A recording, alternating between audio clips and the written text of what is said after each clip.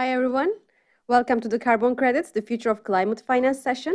And I'm pleased to introduce you Chris Brown, Head of Supply at Rubicon Carbon, and Nathan Garlock, Head of Revenue Operations and Strategy at Rubicon Carbon. Nathan, I will pass the mic off to you. Thanks so much. Can you hear me okay? Yeah, and can I get a pulse? How many of you are current students? Okay, cool. So that's helpful. How many of you are familiar with carbon credits? Okay, cool. So this is an informed audience. Today we're just going to go through four big ideas. One is Chris and his background. He comes with a wealth of investment knowledge and experience. So I want to dive into Chris, the man, a little bit. The second one is carbon credits and the current state of the market. There was a report this morning, many of you may have seen it, about the Kariba projects. We'll get into a little bit of that and how we got to this point in the market. And third is Rubicon Carbon and how we're solving the controversies around carbon credits. And then the fourth is the future of carbon credits and what we're looking to actively invest in. So without further ado, let's get into Chris a little bit. Chris, thanks for joining us. Thanks for having me. Nice to see you guys. Can you talk a little bit about your background, how you got into climate investing and climate finance? Yeah, certainly. So I, like many professionals that are in the current carbon ecosystem, started off my career in commodities, so traditional commodity trading. I started my career in 2010 at an institution called Trafigura that has a unique background within the commodities ecosystem. Was founded by a gentleman called Claude Dauphin, who was a prodigy of Mark Rich, who originally set up the trading firm Glencore. Trafigura was set up in the late 90s with a number of ex-Glencore staff. So I joined there in 2010 after university, completing an internship. And that was really my foundational learning in the commodities ecosystem.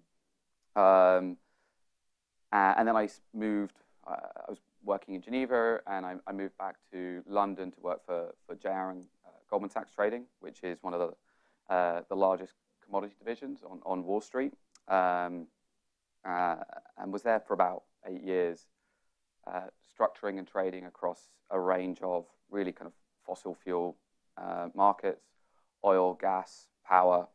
And it was at that time that carbon compliance markets, particularly in Europe, started to take off. What year was this about?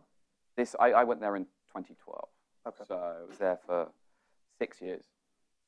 And in 2018, I started to get interested in climate. So that's 2018, 3 years after Paris, and it's 8 years after climate tech bust 1.0. And in 2018, there were a couple of things that had changed in the market. So number one, Paris. Number two, the costs of what we now assume constitute the majority of energy transition technologies were coming down the cost curve. So solar was becoming competitive in merchant markets. We had the first large-scale deployments of battery storage. And we actually had the emergence of the first EV charging networks. So I moved to SSE, you can tell I'm British, moved to SSE, which is one of the UK's largest listed utilities, to help, as head of commercial, to help build their distributed generation business. Focused on battery storage, EV charging, and that was really very similar to what we do at Rubicon, deploying our balance sheet into nascent energy projects, technologies. And I was there for a couple of years. I wouldn't recommend everyone jump into a utility. It's if you're accustomed to the fast pace of a trading floor, a utility is not that. And then I moved to an early stage climate tech VC called Contrarian Ventures in Europe, which is one of the top 3 kind of seed investors in the space. And that was where we started to actively invest a lot more in the carbon ecosystem. And were these in like pre-seed, seed type of equity plays, or were they debt? What kind of? It was equity. So yeah, so it's venture funds, so invest equity, seed, Series A, predominantly in what is now known as climate tech, but it's clean tech plus mobility plus carbon, which is now being wrapped into like the broader clean tech ecosystem. And I did that until moving with my lovely wife to the US, a year ago, and joining Rubicon. Awesome. So, yeah. Great background. We've been really impressed at Rubicon for the past several months with your knowledge of the industry and investment experience. I want to talk a little bit about the carbon credit space today. So, carbon credit, just to set a baseline here, which is a great term in carbon credits, right? A carbon credit equals 1 carbon ton removed from the atmosphere. And so as you think about a carbon credit market, what are the challenges or hurdles that you see? And it's typically around the measurement of that carbon credit and understanding whether it's credible, whether it can be backed up, right? And there's many instances of controversies around almost every aspect of the anatomy of a carbon credit you can think of. And that rigor, especially in the voluntary market, is important. In the compliance market, you have regulation driving that carbon credit definition and also some of those protocols. Here in the voluntary carbon market, you have the registries. And the 4 big ones are Verra, ACR, CAR, and Gold Standard. And then there's now a proliferation of registries popping up with different protocols as science evolves.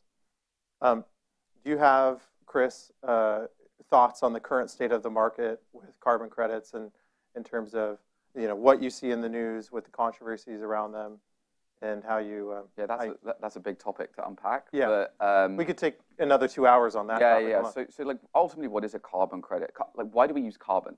Right? Carbon is a convenient unit of measurement to measure the impact of a particular project, and it really focuses on the concept of additionality. Like a project would not be built in the absence of a carbon credit. And that is a constant moving target. So back in 2010 and through most of the first half of the last decade, you needed a carbon credit to build a renewables project. Like we talked about the decreasing cost of technologies, right? So you needed a carbon credit to build that project. It was fundamentally, inherently additional. As technologies come down the cost curve, you don't need that carbon credit anymore. And that's what you see in solar and wind now, that you don't need a carbon credit to produce these projects, right? Or get them built. So when we think about controversy as it relates to industrial projects, right, you don't need a subsidy anymore, right? In fact, most of the renewables industry in the US is a subsidy industry. It's subsidy harvesting, right? You don't need an additional REC for that. Right. So that's one element, and that's currently being debated. I think the other element is in and around the integrity of certain credit types. And I think people have been reading, when we talk about controversy, most people go to like REDD+ projects. Right. It's a small sliver of the overall carbon credit ecosystem. And the controversy there has really been around how do you, the measurement of that impact as it relates to, the methodologies that have been imposed by the registries. It's very, and then people who are versed in this subject will understand the concept of a counterfactual. And that's a particular nuance of REDD+ projects in particular, right? So again, small subject of a very large ecosystem. Yeah, you can't prove a counterfactual. Yeah, and as it relates to REDD+ projects, it's very hard to prove a counterfactual, which is how much of a forest would have been deforested, in the absence of the efforts made by that project to preserve it. Yeah. So there are kind of two. Historically, there have been 2 types of controversy. The great thing about this market is that it has heeded the I guess the warnings, the feedback of the buyers, of the critics, and it's going through a period of reevaluation and reset. Just like most markets emerge in their first form, the carbon in kind of adult years, the carbon market's 5 years old. Right. It's an immature child that needs to get taught, and that's what it's currently going through at the moment. We have just had the release of a vast number of new methodologies which tighten the integrity on the unit of measurement massively. And so what's interesting for the carbon market is, and we can get on a debate about how much this is actually needed. I mean, it is fundamentally needed for what we want to achieve. is going through this transition period from carbon markets 1.0 to carbon markets 2.0. We are phasing out old technologies which are no longer in need in the developed world, no longer in need of a subsidy, and we are revamping the methodologies for some of the more controversial asset classes that had issues with overcrediting. But fundamentally, as we move into, and again, that was focused on avoidance credits. The big shift is now to removals credits, right, whose projects stand on carbon credits and nothing else. Yep. So in the absence of the market, these projects will not get built. Yeah. And so that's the truest form of impact finance, and that's where the market's moving to at the moment. Yeah, a couple of thoughts on this is, it's very trendy to have green on green violence, is what we like to call it, right? Yeah. Just people going after their peers in the market. And I think that can be helpful. There's a place for there to be rigor around the measurement and the actual quality of a carbon credit. Where I think it can kind of go left field is where that becomes about stopping an activity that is actually trying to benefit. And so from my position, this is my personal position, not necessarily the position of Rubicon Carbon, we are out of time, right? It is time to plant every tree. It is time to take every action that we can in order to meet that Paris Agreement, right? And in order for us not to exceed 1.5 degrees Celsius. And looking back at the history of this market, it started in 1980 with the first embers and the first thoughts of what a carbon credit could be, and then moving through the Kyoto protocols in 1997, the Paris Agreement of 2015, and now we're in this, as Chris put it, a maturing market. It's a baby coming along. It's about 5 years old. Let's transition a little bit and talk about Rubicon Carbon and what we've been working on. For the last year or so, we came out of stealth in November 2022. And then before that, we've been working on it since about a year prior to that. This was incubated as an idea and then matured and grew up in the market. Our go-to-market strategy, early days, is much different than it is today and what we currently do, right? You see that there was this idea of cryptocurrency actually having a usage here to stop double counting and to stop kind of this idea of sovereign issues that you might have with double counting or state across the states as well. And with Sam Bankman-Fried and those controversies, we've since moved on from that position in a lot of ways. And I think that's for the benefit of the maturity. There's a role to be played there, but I think it's for the benefit. Why don't we talk a little bit about Rubicon Carbon, Chris, and what you see us doing today? I mean, there's really 3 areas that we're attacking, and I'll open this up. Yeah, so I mean, Rubicon, so let me just contextualize it in the context of carbon markets. Carbon markets are currently growing exponentially. On the compliance side, every week there's a new compliance market popping up, whether it's in India, Brazil, South Africa, okay? And then you have existing like Reggie and Kits. Yeah, exactly. And there's increasingly a large number of corporates that want to interact with the voluntary portion of the market. The carbon market is incredibly confusing to the outside world. You've got not one market, you've got multiple, and that's before we've talked about compliance, compliance, voluntary, but also NDC markets as well, which are currently emerging. Yeah. So Rubicon Carbon was set up with the concept by TPG to help corporates interact with the carbon markets in a way with more integrity and more transparency. And they believed that they needed enterprise-grade solutions in order to transact with the carbon market. Previously, corporates had interacted with the carbon market on a single project basis, and we all saw how that ended up, right, with some of the controversies coming out of South Pole. And so we took the concepts of finance, which was diversified portfolios, and applied them to the voluntary market, just like you would not invest your 401k in just PayPal stock, which would have been a very bad decision over the last 18 months. Nor would you be exposed to one particular project type in the carbon markets. So we build thematic portfolios around particular classes, asset classes, nature-based avoidance, industrial avoidance, and we have just launched our removals product as well. And so we transact with corporates in those three ways. Yeah, we also have that risk-adjusted buffer that accounts for any? We do. So what we've done to overcome some of the integrity issues and overcrediting issues with specifically with nature-based projects is we are discounting individual projects and reassessing their baselines on an ongoing basis. And so when you buy that avoidance credit, you can be sure that it is really 1 ton avoided or removed. This is a concept that is being put forward by a large number of the rating agencies now. We were the first guys to propose it, and it is definitely a tool, effective tool in the avoidance market. It's actually less of an issue for removals projects. You don't have a counterfactual with removals projects, right? There is nothing there, right, before you start the project.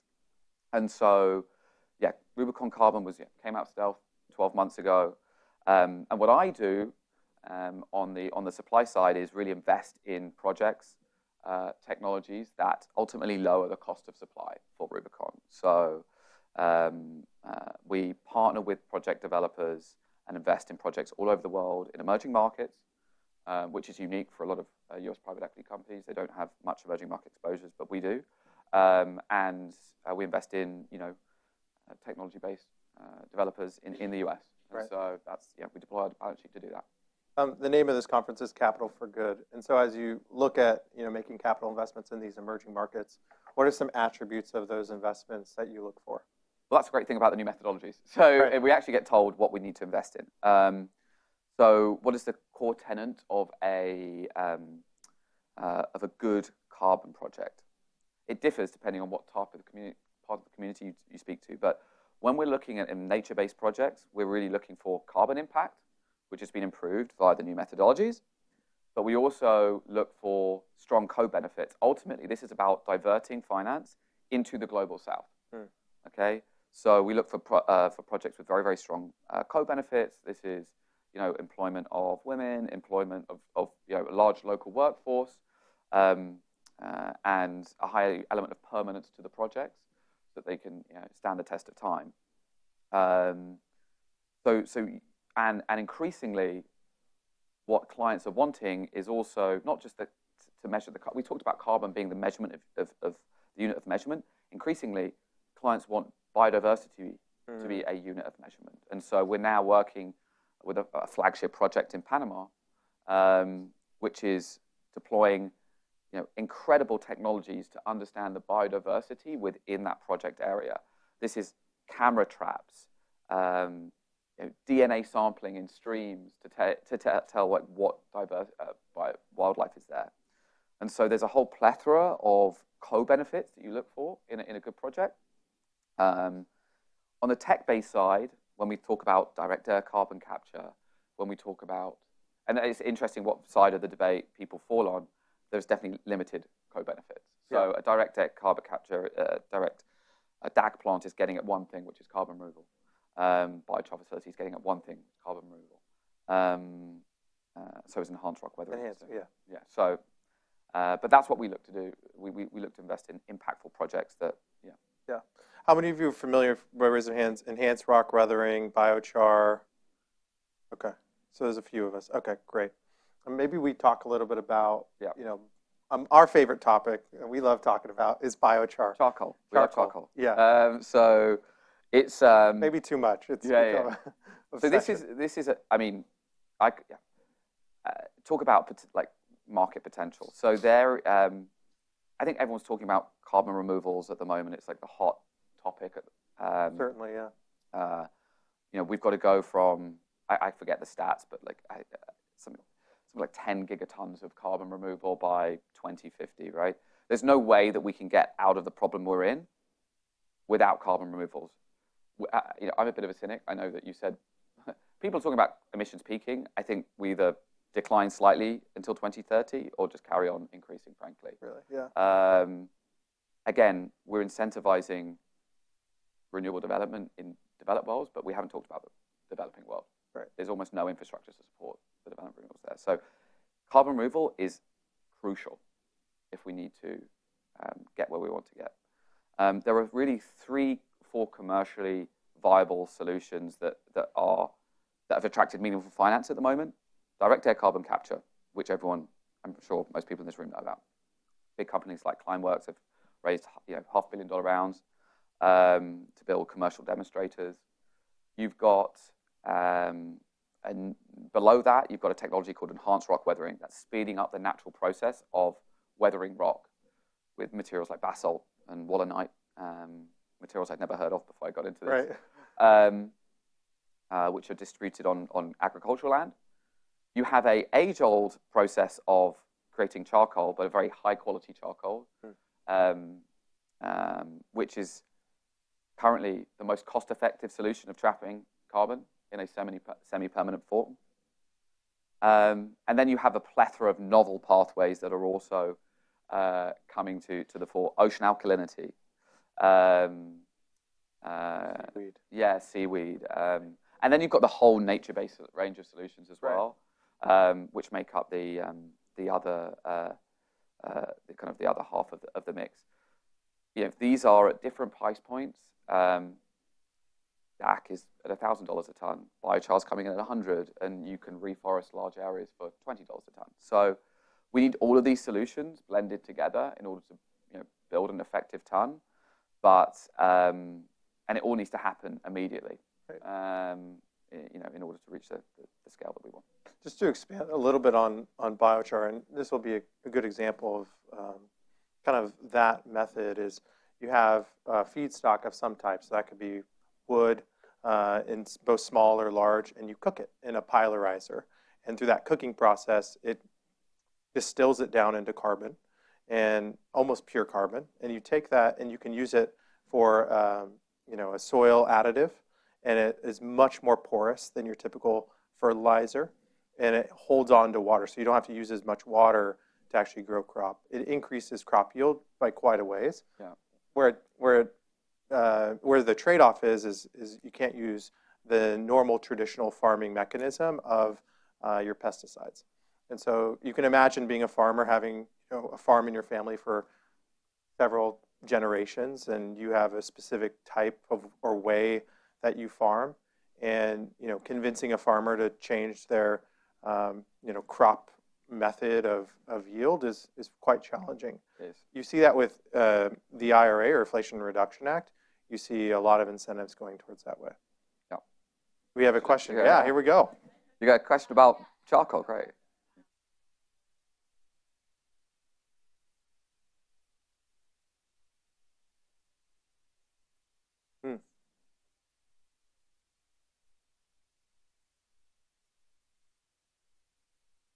A technological moat.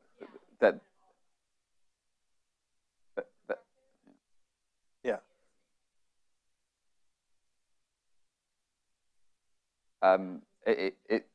It's not venture investable, but that's why we love it, because it's infrastructure. Yeah. So we try to invest in projects where we're not going to end up with stranded assets. I got quite hurt in 2018 investing in battery, like some of the UK's first large-scale battery storage.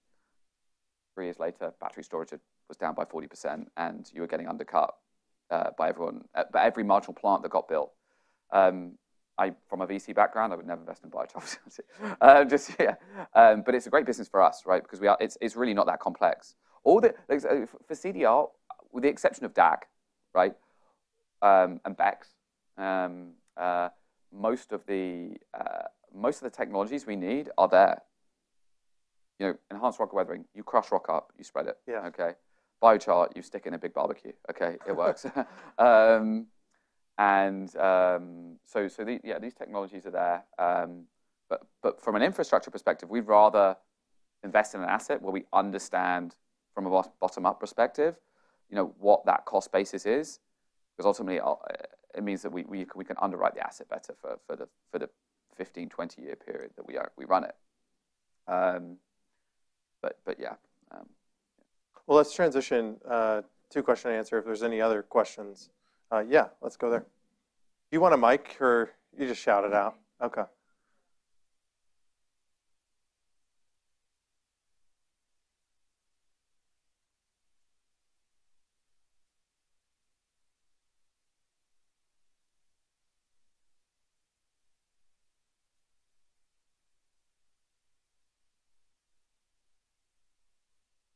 Yes.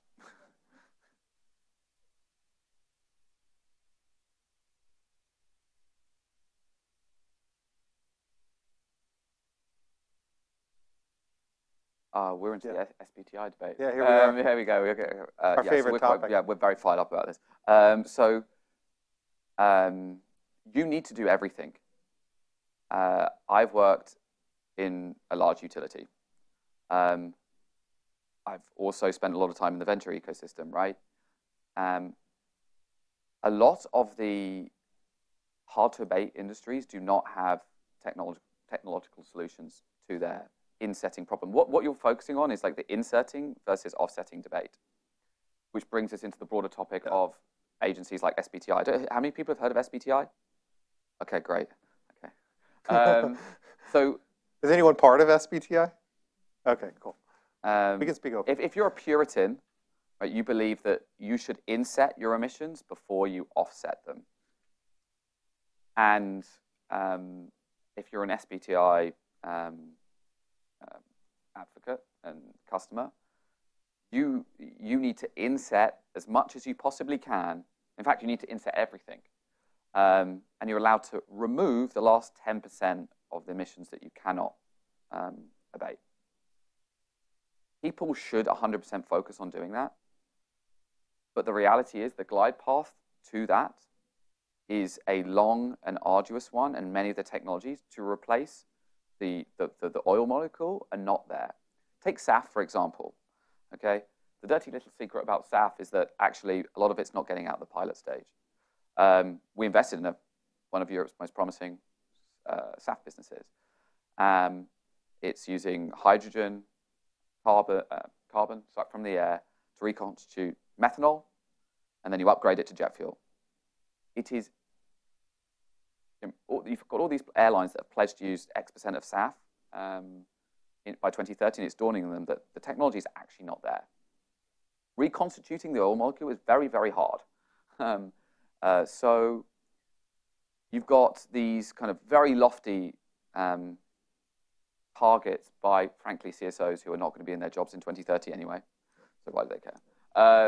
That are following this insetting agenda, but the technologies that they need are just not there. So then the case is like you need to do both, because if you don't invest in removals now, you will not have the capacity you need in 2030 and 2040. You just won't. Like you speak to any analyst, everyone's like, you need it, right?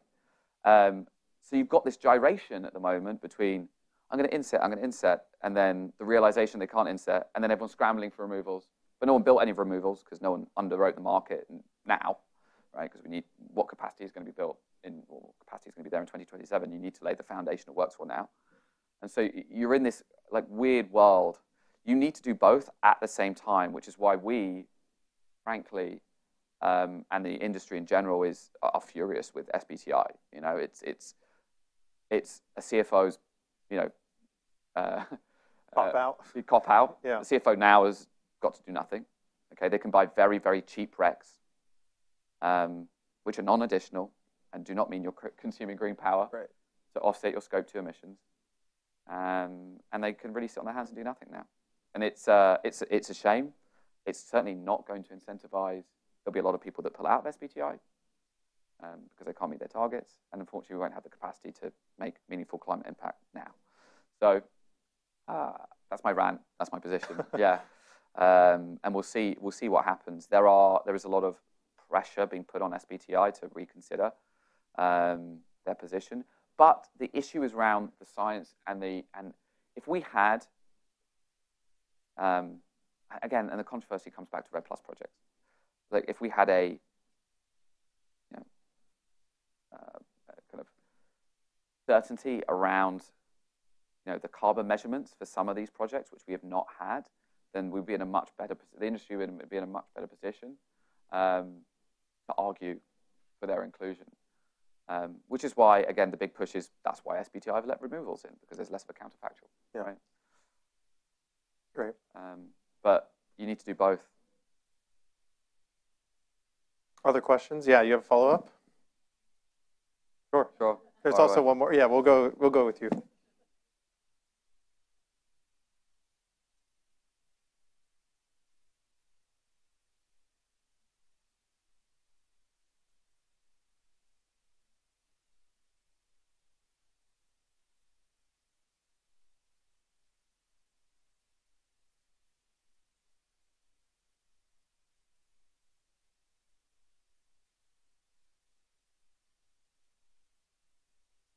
So, I mean, you can comment on this as well. So, Yeah. regulation is great. It's actually great for the reason that I was just ranting on before, which is if you have to start disclosing, it's going to be very obvious if you're not meeting your SBTI targets. Okay. So we think disclosure is great. It shines a light on how little you're actually doing, and as a kind of an SBTI target setter. Most companies' emissions are scope 3. Okay, and it's not like the developing world is going to get tough on emissions anytime soon. They're not. They have the right to develop. Okay, and frankly, they don't even have the infrastructure. I haven't worked in renewables. You're currently waiting 9 years for an interconnection in the US if you build a big solar plant. It's not. There's not even a debate in the developing world. It's just not available. Yeah. The transmission lines aren't built.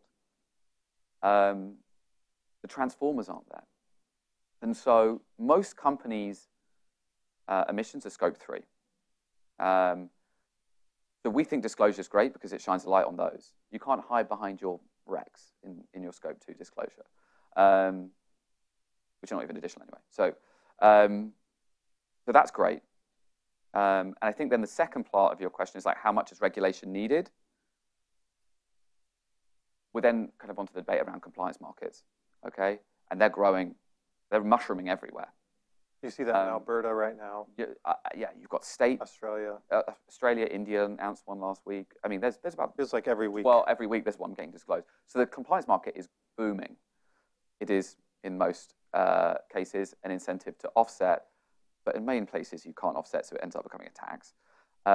What's really interesting is this marriage between the voluntary market and the compliance markets, where you can take a fungible ton that we have removed, right? We have a competitive advantage in removing carbon from the atmosphere. That's what our business is built around. We can take that fungible ton and we can substitute it into the compliance market. There are quasi-fungible markets now. California, Washington is going to be state is going to be a quasi-fungible market. A lot of the emerging markets that have large carbon stocks are going to have fungible markets. This is going to be very, very big. And so you need regulation. It sets a proper price on carbon. And then you can incentivize developers to be entrepreneurs. Go develop a project that removes that carbon and sell it into, the compliance markets. And so this is a great development. And yeah. Yeah, there's an upcoming Regi auction. Highly encourage everyone to tune into that. It's exciting. And then you also have Local Law 97 here in New York City. And if you dive into Local Law 97, you'll see an example of what we believe will be, one of many rules and regulations coming that will have, carbon credits be part of that solution. Yeah. Great. Yeah.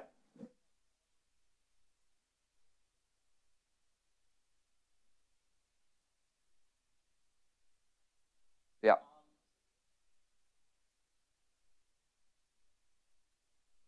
Yeah. Yeah.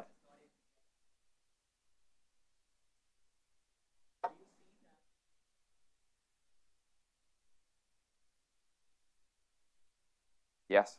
Certainly. Yeah, so there's Vivero was set up as an NGO, right? And it's not set up as a business. And so the 4 big registries are NGOs. NGOs to try and keep their independence. Yeah, it's a frustration that every project developer is suffering with. Again, as we move into this kind of tech-based removals world. By the way, we talked about 4 tech-based removals. I encourage anyone who's interested in this field to go on the Frontier website. I'm sure you guys have heard of this. And there are hundreds of pathways getting developed right now. Hundreds. Okay, so we touched on 4. And infrastructure capital will move behind the big ones. But there are hundreds under development right now. There are new registries popping up to cater for that. Puro, based in Finland. Isometric, which is set up by some entrepreneurs that set up a business called Onfido, which is actually a London-based company, is purely focused on a tech-based registry, okay, bringing on new novel pathways.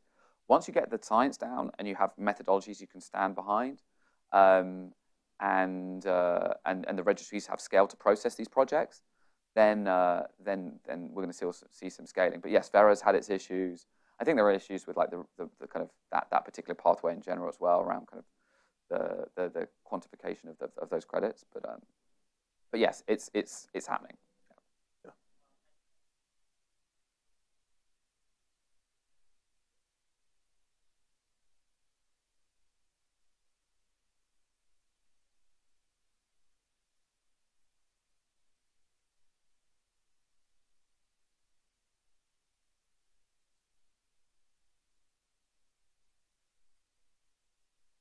Yeah, we did talk about that, and so there are within the avoidance category. There's one particular category that you're talking about, which is avoided deforestation projects, and within that particular subset, there are a couple of projects that you're referring to. I just want to contextualize that these avoidance projects were developed. The ones that you're talking about and referring to were developed and incubated before the first iPhone came out. These projects are 20 years old, sitting on methodologies that are 25 years old. So we're talking about the past. I can't, like, this kind of these clickbait articles that keep on coming up. We're talking about projects that are, I was 10 years old when these things were being developed. So that, again, the methodologies have sorted that now, right? These new methodologies, the methodologies that the core carbon principles, the kind of new 4.5 VCS methodologies, they sort all the issues, the legacy issues that were problematic then. It continues to be that something like 15% of global emissions come from slash and burn farming. It is a huge contributor to global emissions. It is far cheaper to protect the rainforest than grow new ones. The market is currently incentivizing me to stand with a chainsaw in one hand and a sapling in the other. Okay, that is horrendous, okay, for a number of reasons. A, it's a lot more expensive for me to do that, and B, it's just ethically wrong. So we need to, so what you'll see is a lot of these publications will bash the carbon market on one day, and then they'll release an article the next day, like, deforestation is increasing at 30% year on year. And you're like, yeah, no shit. Like, the irony. Okay, a bunch of these projects are going to get bust this year, and then we'll see what deforestation's like. Okay, it's going to be, there are a large number of, we know a large number of projects that are now in financial distress at these prices. They employ hundreds of people to literally walk around the project area, protecting it, taking away chainsaws from the locals, okay? So that's what happens on the ground. There are a couple of bad apples that spoiled the cart, but that's what the press has picked up on. But the market's heeded that warning, and, we'll develop good projects. So, yeah. Other questions? Awesome. Thank you. Thank you, Chris, for coming.